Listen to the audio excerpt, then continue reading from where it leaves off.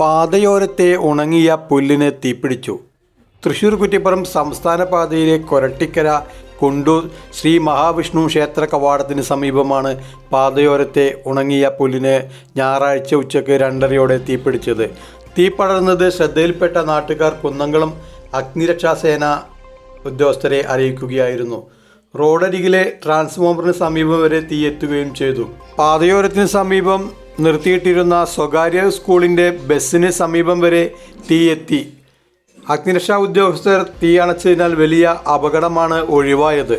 Assistant station officer ശ്രീകുമാറിന്റെ നേതൃത്വത്തിലുള്ള ജീവനക്കാരായ രവീന്ദ്രൻ, റഫീഖ്, സനിൽ, ആദർശ്, ജിഷ്ണു, ഗോക്സൻ എന്നിവരാണ് സ്ഥലത്തെത്തിയത്.